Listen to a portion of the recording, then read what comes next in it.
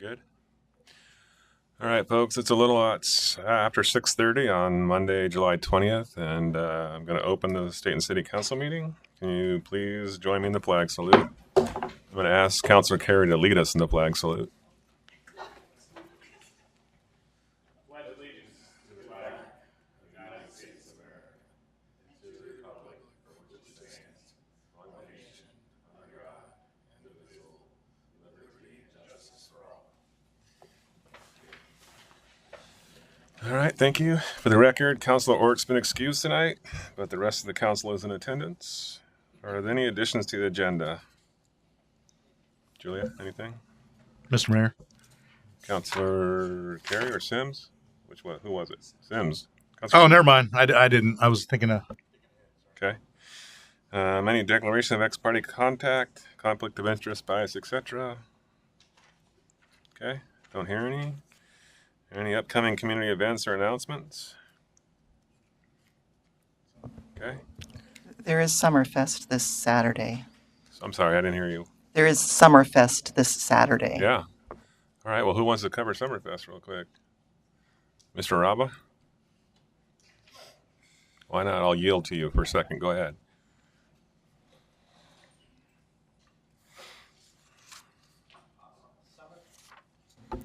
Summerfest is celebrating its 30th year. This is our second year of doing the fun run and walk, so I encourage everybody to register, come early. It starts at Vault Fitness. Registration opens at 8 a.m. The run starts at 9. Stayton Roadrunners is doing the course support for it. And then all the festivities for Summerfest start at 10 a.m. and run until 6 p.m. There's free entertainment, live music, vendors, all the festivities, food trucks. It'll be a great time. All right, thank you. Anybody else on council? I'm going to take a minute to make a statement.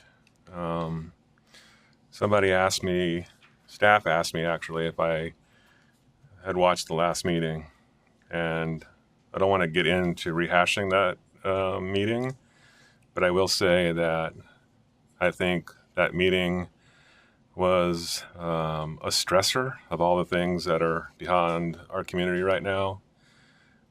Certainly a lot of topics, a lot of emotions that night, but it really is a reflection of what we got going on here. We have the annexation pressures, we have the levy pressures, we have all sorts of pressures going on us. And so I just want to take a moment to acknowledge that. And I also want to acknowledge that the hard work and dedication of our city staff. They serve our community every day under challenging circumstances, and I appreciate their professionalism and commitment. While we may not always agree on every decision or perspective, I respect the work that they do, and I value their contributions to our community. So I just want to make sure that I state it for what I believe. So there you go. Mr. Mayor, I too want to just, during my reports, we'll share and piggyback on what you just said. After I watched the meeting, I was very concerned about some things, but I'll address that after we're done. Okay. With that, I'm going to move to public comment. And before I do the public comment, I want to make sure that the council will now receive public comment. We value your input and ask that remarks be shared respectfully. The council's role is to listen at this time and may direct staff to follow up as needed. Speakers will be called one at a time and asked to state their name and city of residence before the 3 minutes of comment. And with that, Polly Greaves, please.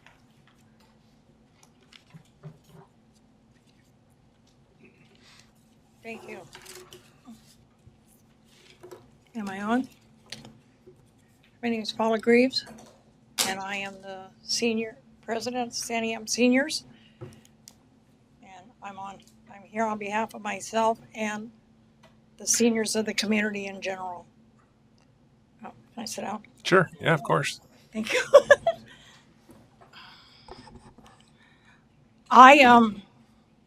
In June 23rd, I took a fall in front of the Love and Oven. It was about 4:45. I was passing out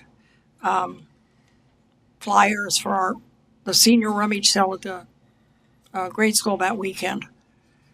I had just left the city planning office and walked across the street there, and I'd come around the corner. I was going to go, I believe it was a tattoo store there, and they weren't open, so I walked across the street, and sun was very bright that day. And I looked down and I stepped up and went to take a step thinking I was still on the sidewalk. And I tripped on that next step up, which I had no idea was there. I went down.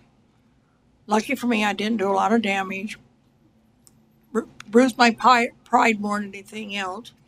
Did hurt my hand. I had just been tested for carpal tunnel. I went in, gave my flyer, came out. There were some people that offered to help me up.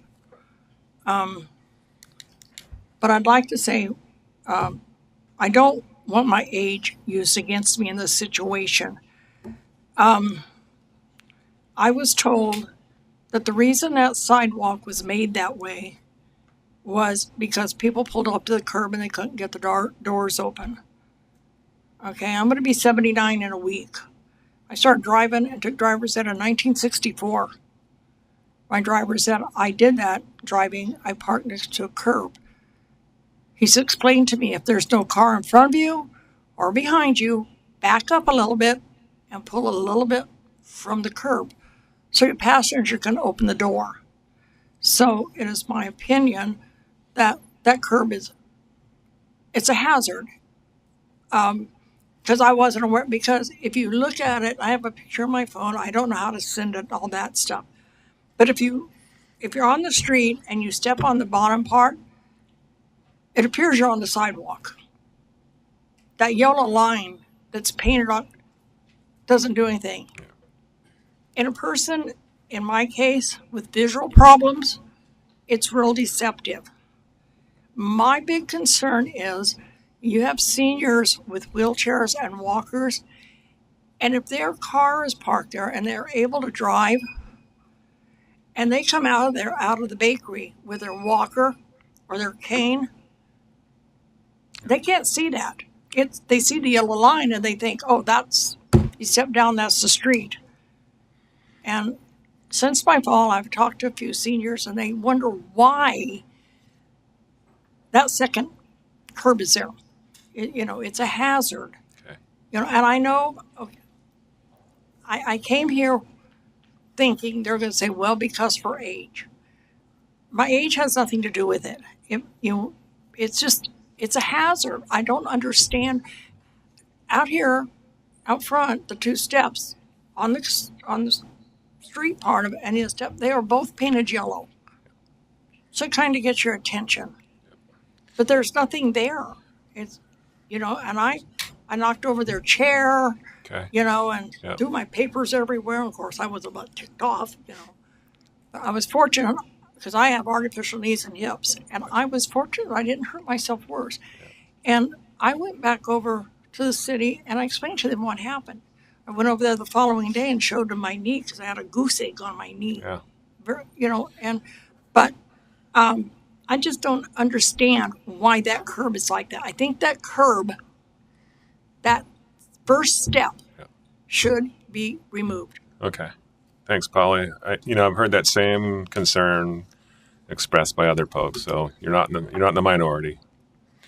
Julia, can we just make note of that and then see what you can do to mitigate that? Okay, thank you. Thanks, Polly. Nick, or you want to do it again, or? Yeah, I'll do it again. One more time. Nick Raba.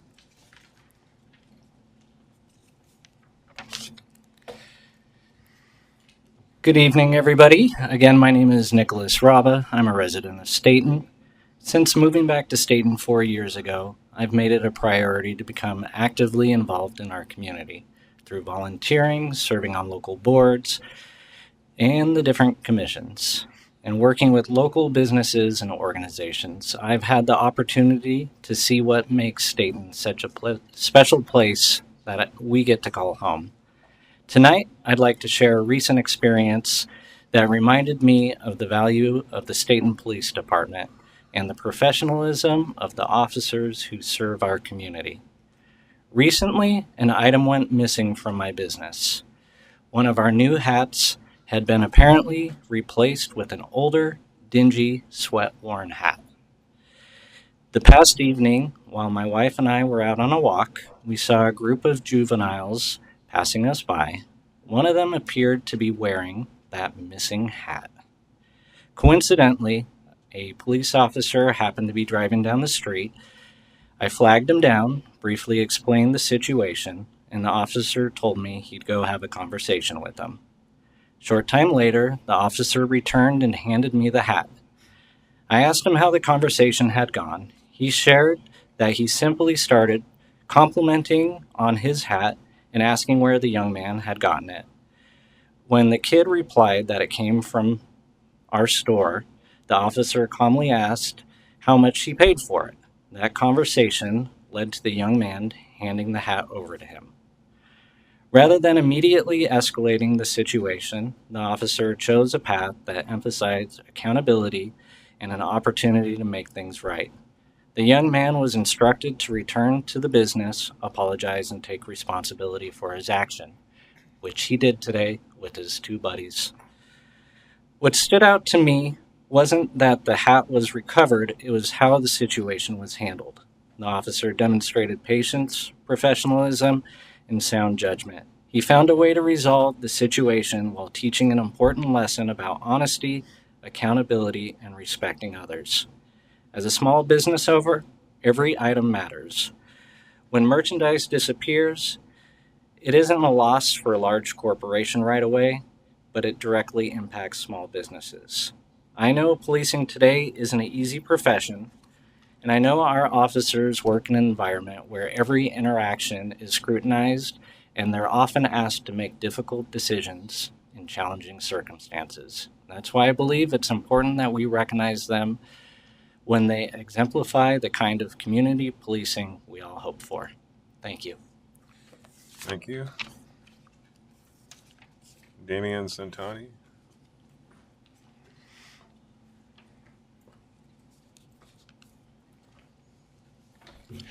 Thank you, Mayor and council people. Damon Santani, 866 Sunrise Drive. Apparently 2 Mondays ago, myself and I think 2 other people speaking with the green sheet weren't on the YouTube, so I brought you in my dialogue just so you have it. And I think one of our council people was absent. So you've got my dialogue from July 6th. And I would just like to recount, I really, and a bunch of my friends and neighbors would really love to have Mr. Barry Buchanan return as our Public Works Director. It's very important to keep the work that he was doing. Thank you. Okay, thank you. And just for the record, that was a technical error or difficulty when we started recording the video last time. I think this says Casey, but I'm assuming. Come on, Casey. I think this is your...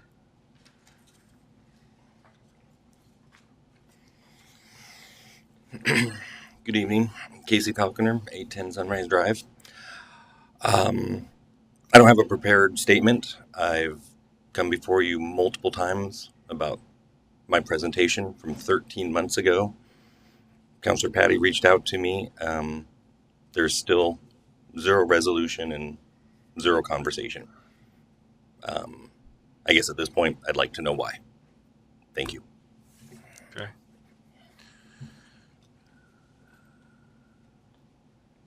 Can we put that to follow up with the council, please? Amy?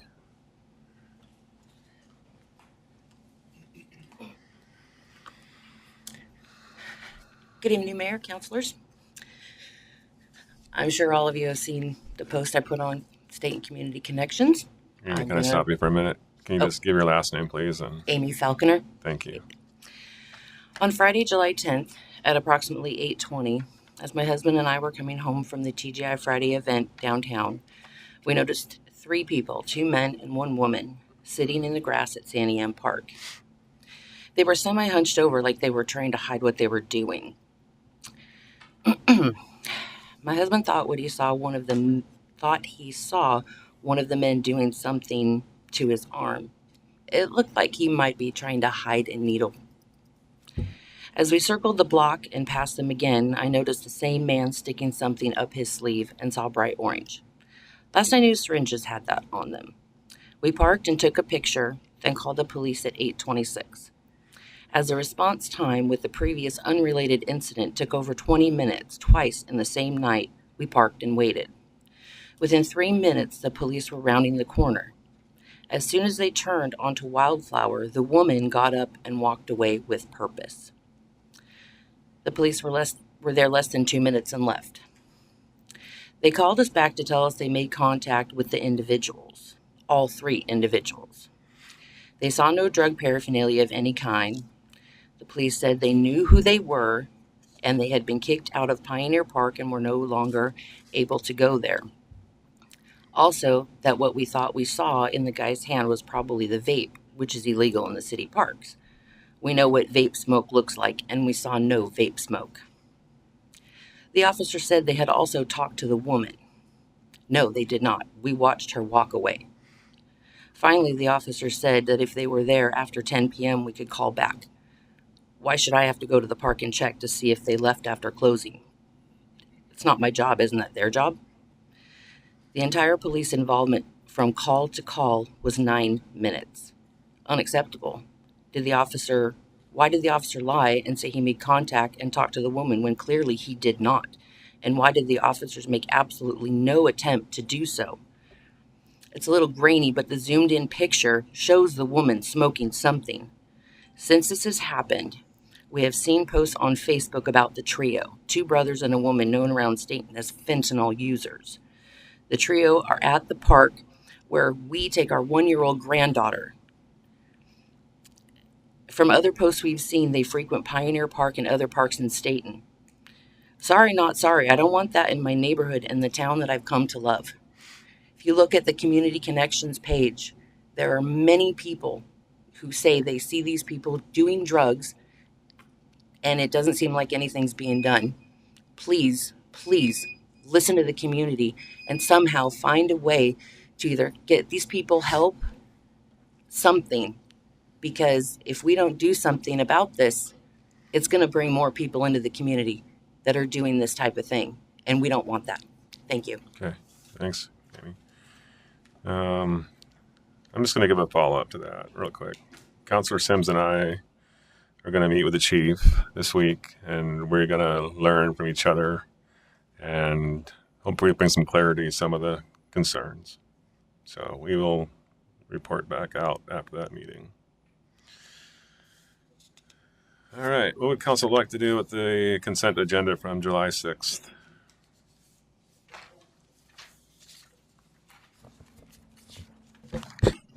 Mr. Mayor, Counselor Sims.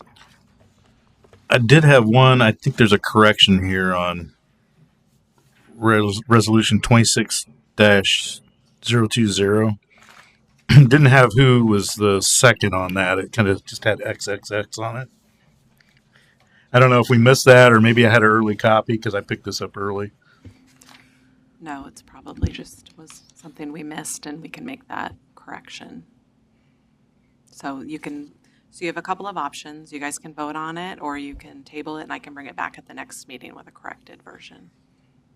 Since it's the only thing on the consent agenda. Can't just make a modification to it or? So technically, it's on the consent agenda. You either approve the consent agenda or you take it off and you discuss it. So you can take it off and we can discuss it, or we can Just not approve the consent agenda and then we'll just bring it back next time. you can remove that one item, correct? It's You the can only, remove It's the only yeah, item. It's the only Yeah. item, so. It doesn't matter to me. I think since you noted it now, what do you all want to do? Remove it, or you want to? I'm probably should have the correction, I think. Yeah, I agree. All right, so you want to remove, or you want to come back to the minutes? I can absolutely just bring it back to the next meeting. Okay, It's let's not. do Okay, that. that's fine. That's Yeah, no it's big not a deal, big right? deal. So, All right, bring I'll it back. just throw it on the next agenda. Corrected. All Thank right. you. All right, so that moves us to the presentations. And it looks like the first. Yes, Will? Yeah, you did not want to. Did you have something to say? You're good. Why don't you submit a green ticket real quick to Alyssa? Yeah, the green forms is what lets us know that people are wanting to testify, but you can fill it out afterwards. Yeah, well, you can fill it out Yeah. after. 3 minutes, please. Just state your name and.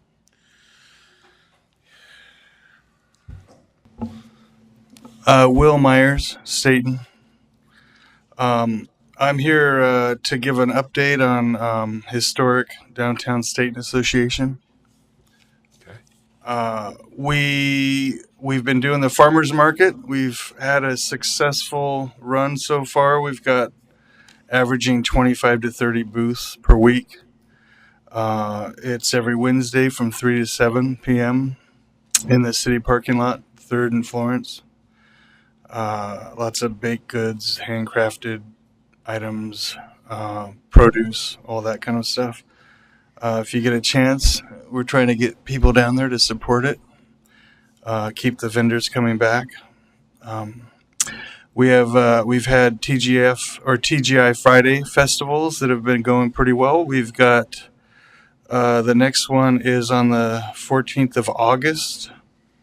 And the band is Blood on the Plow. It's a John Cougar Mellencamp tribute band. I guess we've been averaging 450 to 500 people, which is pretty good. So the Oregon Heritage Grants for downtown, 2 of the 5 buildings in 2025 have been finished. There's 2 more that are in process, and we also had a Diamonds in the Rough grant with out of 13 statewide applicants, 7 were selected, and 2 of them went to downtown Stayton.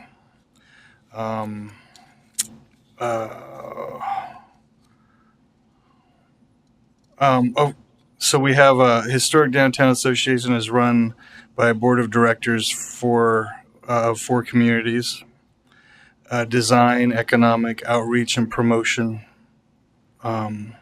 We invite anyone that wants to come to any of our meetings. They're open meetings and anyone can participate. We're looking for more volunteers as well. And the board we're interested in making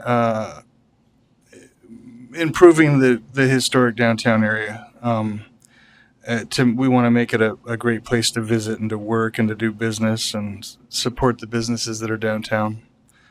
And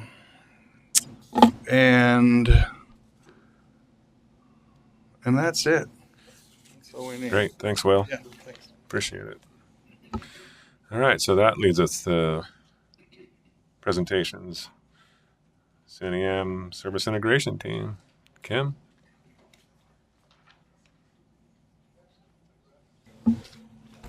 Good evening. Thank you all for having me. Kim Dwyer, CNEM Service Integration Coordinator.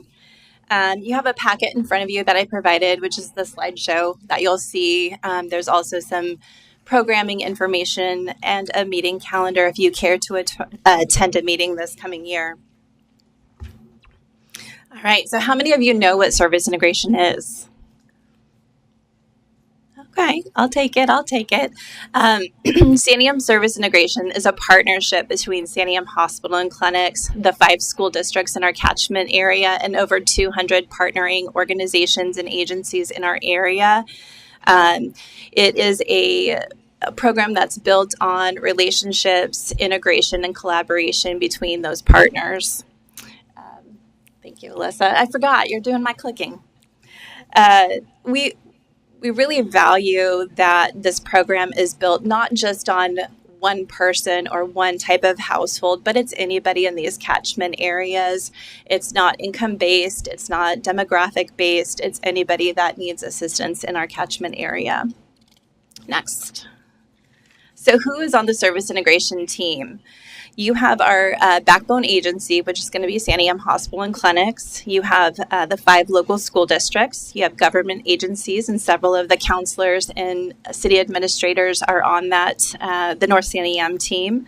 You have our nonprofit agencies, our faith community, businesses, and most importantly to me, sorry guys, but you're also community members. So I really value our community input. That makes each of the 5 teams individual. Next. Our teams are regional, so we have 5 of those that range from Turner to Idana and Sublimity to Scio and Jefferson. Each of those teams covers that school district catchment area, and really it's just a geographical catchment area that identifies those are the households that we serve. And again, it's up and down the canyon. And although they're 5 different teams, they follow the same program model. Next. So each of the teams operate independently, meaning that each of that team, they're bringing those needs to the table. They're talking about what's happening in their community. They're bringing those needs, they're identifying solutions and brainstorming solutions. Each team has a pot of funding that they can allocate as a team to help those needs. I don't get to decide where the team funds go. The team members do that. And then again, with those relationships, it's sharing across the different organizations. It's community members helping their neighbors by what they're learning at the table. Next. How is the program funded? So our backbone agency, again, Santiam Hospital and Clinics, pays for the full-time coordinator position, which is myself. They cover the office space, office supplies, and then our local school districts contribute half of that team pot of funds. So you have half coming from the hospital, half coming from the local school district. We also use a lot of leverage dollars. And so we have a neighbor-to-neighbor fund for each of the 5 teams, and those are purely community donations that come in. We have some of our regional cities that contribute to the team funds, to those neighbor-to-neighbor funds, such as the city of Almsville. They donate Corn Festival proceeds to their neighbor-to-neighbor funds to help leverage that cascade team dollars. We also have several grants that we use as leveraging, including the City of Stayton Community Impact Grant, which I'll talk about here in a little bit. And then just other leverage dollars. So Salvation Army, Family Promise, United Way, Oregon Community Foundation, the list goes on. Without those leverage dollars, we wouldn't be able to serve all of the households that we've been able to serve. So what do we support? So in addition to the relationship fostered around the table, we are there to help with urgent needs like rent, utilities, eviction prevention. We're there to help with basic needs, food, clothing, durable medical equipment, prescription costs, transportation needs. We're one of the only resources for households to cover automotive repairs. We help with community development, and that includes outreach activities, so back to school health and resource fairs. And then education, if there's a household where they need to get a GED or take a certification class for flagging, we can help cover those expenses. Next. And the model in action. So how does SIT actually work? You might all think that it's called Kim Dwyer. She's going to solve your problems. And I'd like to take credit for everything the team does, but it is not that way. So again, around the table, you have the service integration team members. We also call them advocates and partners. They're all around the table working with households directly. They're then working on those relationships with one another, fostering those connections, exchanging resources to help identify the needs, try to figure it out amongst themselves. And then if they've used all the resources that are out there, exhausted all funds, that's when they can look at doing a funding request to that specific team. I have the privilege of vetting those funding requests that come in, and so I get to grill the partner and make sure, again, that all of the resources available have been exhausted and that this is a valid request, that there's a sustainability plan. We want to make sure that someone's able to pay their rent moving forward, pay their utilities moving forward. We do get a lot of one-time expenses like auto repairs, but a lot of it is a sustainability plan. We want to make sure that the household can move forward. And then again, after vetting that request, the team will vote on that request. Are the funds going to be used for that? And then I'll go ahead and report back to the entire team. team and the advocate. Next. All right, so what does this mean in statistics? So this last year, so we do a July 1 through June 30th, we served over 2,400 individuals. That number includes our warming center that we hold here in the community center. That number includes those households that we served during the SNAP delay, so SIP Mobile reactivated last fall, and those that are assisted with funding requests through the teams. The 5 teams spent over $16,000, and we leveraged over $143,000, totaling over $160,000 impact to the community catchment area. All right, so then I want to focus on the North Santiam team specifically. Some of our local funding partners and support come from, again, that's North Santiam School District. They're a funding partner for that pot of team dollars. We also were awarded that City of Stayton Community Impact Grant. The City of Sublimity has recently welcomed us into their downtown area, so we now have a storefront, I like to call it, an office space there. And they have allowed us to rent at a very nice rate warehouse space that we can hold our service integration goods and services. We have Calvary Lutheran Church and Foothills Church are also monthly and quarterly donors to our Neighbor to Neighbor Fund. Our North Santiam team had 57 new team members this past year, and helps put on different kinds of trainings as well, like fraud prevention, information about Medicare or Medicaid. Again, our team helps focus on housing stability, support during medical crises. Our goal is really to bridge a gap too. So if there's someone that maybe broke their arm, they're out of paid leave Oregon, they just need 1 month to get by, we're there to help for that need. And again, we want to support all households, not just one demographic or one slice of the community. We want to serve everybody. So this team, by the numbers, we are looking at, so the team starts with $8,000 on July 1, and again, coming from the hospital and the school district. We spent $5,500 this last year and leveraged a little over $30,000. We had 30 funding requests come through, assisting 155 individuals. And again, I think it's important to show that 19 of those requests that came through were urgent needs. So that's going to be your rent and utilities. And this is not abnormal for what we're seeing across the board either. One more, yeah, sorry. Okay, so then I thought, for those that don't get to come to the team meetings, what a real example would be. Recently, we had an extended family that were living in Sublimity. There was some domestic violence within the home. It was a grandparent and their partner. The partner was not being appropriate, needed to leave. That partner also took all of the financial stability that household had with them.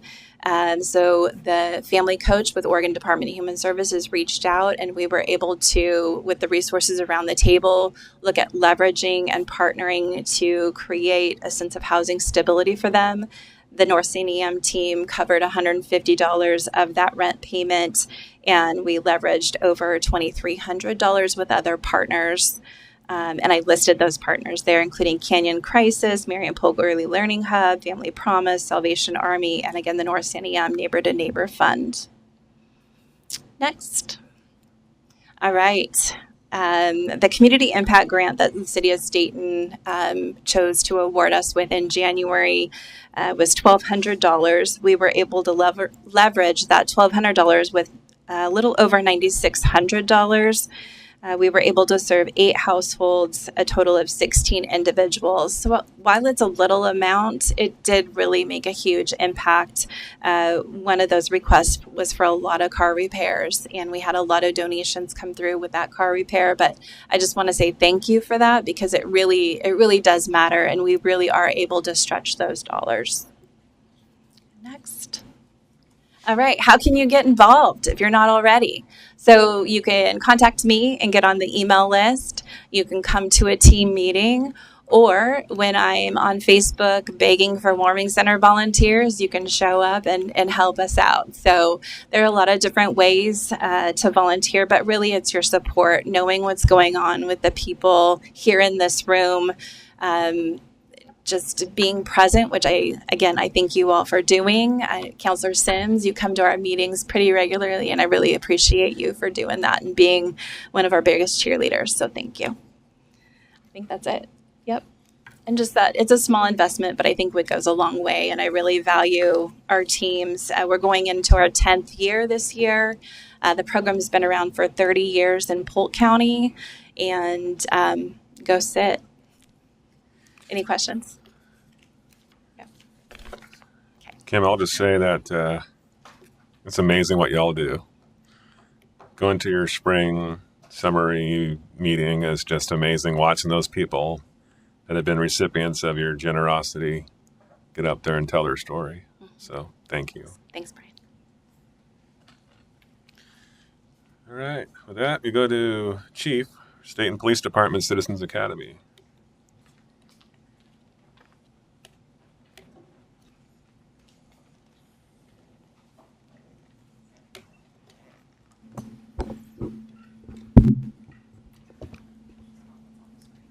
Just a moment for slide transition.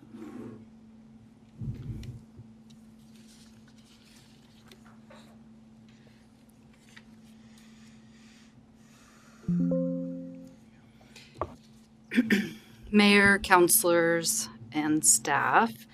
Just for the record, Gwen Johns, City of Stayton Police Chief. And I came to you and we were wanting to implement Citizens Academy, so I wanted to come back with the report after. This was our first annual Citizens Police Academy. And as you know, first year events usually take the bulk of time and planning and logistics. So we're excited that we'll have a second annual next year that will be much easier to get underway and have a lot of the planning behind us. Stayton PD hosted an 8-week course dedicated to giving citizens and business people an insight into the laws, legislation, policies, training, and issues faced by the police. So you can see up there we had 12 citizens. They're somehow related to Stayton either by residence or by business affiliation. We had a wide background, people from the hospital system, just local businesses, whether insurance or finance, local volunteers, some school district, and then also some city staff and council. The reason behind the background is to create not only a bond between citizens, business people, and the police department, but also to strengthen our community and the city of Stayton. And we saw that these 12 people became so connected and so bonded, learned a lot more about each other during the 8 weeks that we were together. So 3-hour-a-night commitment. We had some optional time and went down to the range on a Saturday. Here you see they got to meet, the last picture was our chaplain and the comfort dog. So lots of different opportunities to meet our partners. And next slide. Thanks. Here in the middle is our future DA, Brendan Murphy. So a very unique and amazing opportunity for our citizens and staff to meet with our DA and have some really great dialogue to understand our circuit court system and how the city of Stayton fits within that. So our conversations, we did have set classes, set presentations, but we also had a lot of just free dialogue. And this was amazing to create understandings, to ask some pretty raw questions and have some understanding perspective. So I will say our staff learned a lot from it as well. There were some very thoughtful questions that caused us to reflect or ponder or go back and research. So there were things that we learned as well from it. And just a lot of benefits across the board. So having these opportunities here. Next slide. We did go down to the range. So we did have a classroom, but we had hands-on stuff. Every person in class got to handcuff me, which maybe was exciting for them. But yeah, we were teaching the skills. But the reason we did it, not only was it kind of fun and exciting, but it reinforced the training that we go through, the laws, our policies that guide what we do, why we do it, when we can do it, and kind of the consequences behind if we don't follow that. This picture here is at the range. They have the plastic training guns, but each participant that wanted to could fire our different platforms and understand how they work. So for us, the other benefit was our instructors, the more they instruct, the better they get at their discipline. So having another opportunity to instruct, our instructors loved Citizens Academy. That was an added benefit to me. They thought it was just amazing to share what we do with the citizens, very exciting for them and very fulfilling. Next slide. So here you'll see our instructors were very connected with the citizens, making sure everything was safe, kind of incrementally worked through the night. So they were able to fire our handguns. Next slide. The rifles that we carry on duty, to understand the necessity for having something more than just our handgun, and the safety and training and policy and law behind that. This was where some of our expense came. We honestly had very low material costs to run this. So the range was what some of our costs came from. Next slide. The 40 millimeter launcher, that's our less lethal. Everyone got to fire that if they chose. Those were reloads, so no cost there. When we fired our tasers, those were expired cartridges, so again, no cost. We prided ourselves in keeping this very low cost and yet be very realistic and give great opportunities to the citizens. Next slide. We did some hands-on decision-making, so some mock traffic stops.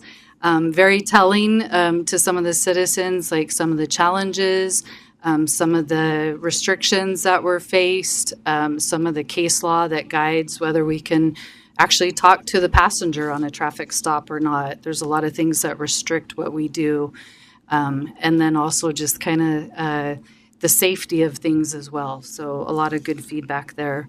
We had our dispatch center come in and do a presentation. We got a tour of the jail. Like I said, some use of force, building searches, just a whole lot of stuff. We were very fortunate. We have a wonderful volunteer, and he went and audited another Citizens Academy. I've been part of one at my previous agency, and so his time was phenomenal. It's all volunteer, all free. My time, Lieutenant Meeks, all salary, so we just worked extra long days, so no cost there. And then we had some volunteers from another police agency that came in as well. We did have some cost to some on-duty officers that were instructors, but again, we worked to keep it very low cost. We brought in people from Marion County Mental Health that spoke to us and how we all partner together. So just a wide variety of things that we were able to present to the citizens. Lots of great feedback from them. Again, that opportunity to dialogue and kind of understand what happens. And then we've put out a post on social media, and already I think we've got 12 people interested in wanting to do it. So I think the feedback's been positive of the interest already moving forward. Are there any? I could talk more, but I'm sure we don't need to necessarily in this space. Any questions? Chief, I was going to have you have Citizen Sims there. Tell everybody about his experience. Well, I will say it was a very good experience. I learned a lot. I mean, I don't have a background in law enforcement, but I have a pretty good background in security forces in the military. But it was a really good experience. I'd recommend it to anybody else. If you can get on the be one of the students next year, I would highly recommend it. Hopefully, we'll do it again next year. So yeah, it was a really good experience. I think there's a couple more slides, but as we finish out with the slides, I'll just say that we will open in the spring, probably after the new year, start putting up posts on social media website and newsletters. There's the application and background to be involved in it, but we want a variety of representation of our community to participate. Thank you. Good stuff. Thank you. Council have any questions before Chief leaves? Okay. All right.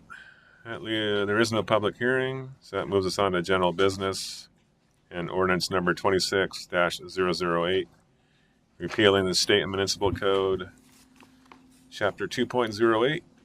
Alyssa. Yes. Good evening, Mayor and Council. Before you is ordinance number 26-008, repealing the State Municipal Code, Chapter 2.08. So this chapter is basically around the city administrator, is how it was titled, city manager position. So at the May 19th, 2026 primary election, as you likely know or remember, the Stayton City Charter was passed by the citizens of Stayton. The updated charter included updates to Section 34, Chapter 8, Section 34, City Manager. It was pointed out to me recently by our legal counsel, Ross Williamson, that this is actually could create it's a duplicative of the code that is that's in the municipal code. And so his recommendation was to repeal the chapter in its entirety due to it being repetitive and creating potential confusion and conflicts. That's pretty much it. And I'm happy to try to answer any questions if you have them. Okay, thank you. Is there any public comment? Okay, council discussion.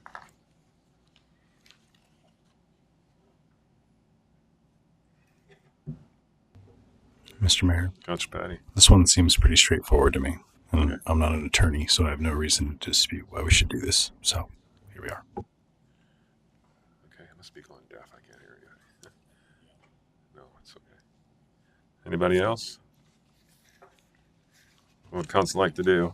Mr. Mayor, Councilor Patty. I motion to approve ordinance number 26-008, repealing State Municipal Code, Chapter 2.08, as presented. I'll second that.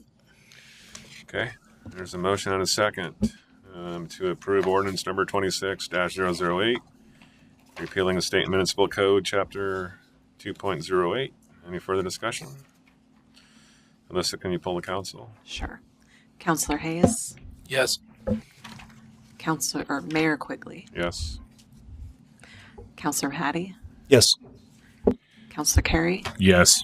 Councilor Sims. Yes. Motion passes 5-0. Okay, that moves us on to, hold on a second. Mr. Carey, did I miss something you were trying to say before the presentation? Okay.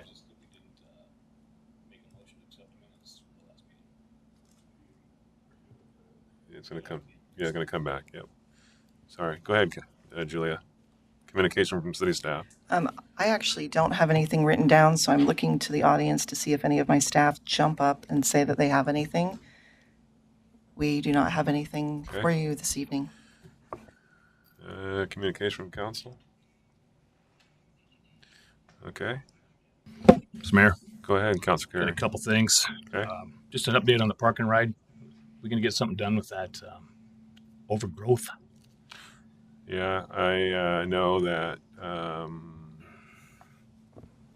code enforcement asked Marion County to address it, I believe.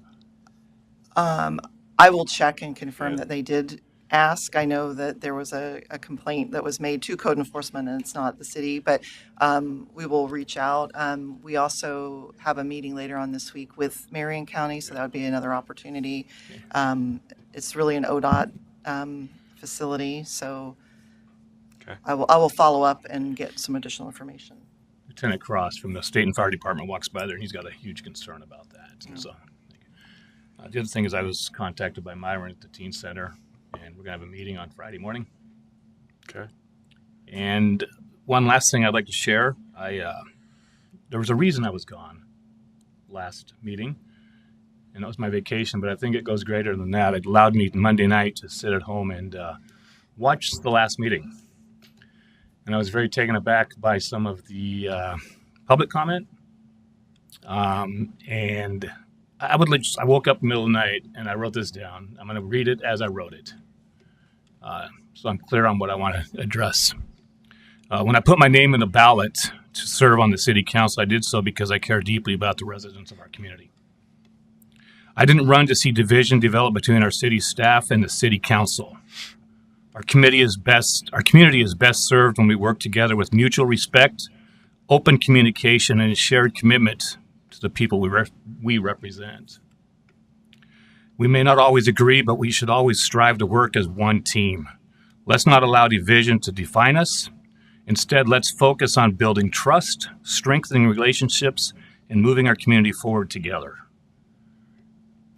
I think watching that meeting Monday night really allowed me to become as transparent as I can writing this. And what I'd like to suggest or propose is, with Summerfest coming up on Saturday, with the city canopy or display, I think it'd behoove us to maybe have one or two counselors volunteer to be part of that as well, so we can show some unity to our community. Thank you. Okay, thank you. Anybody else?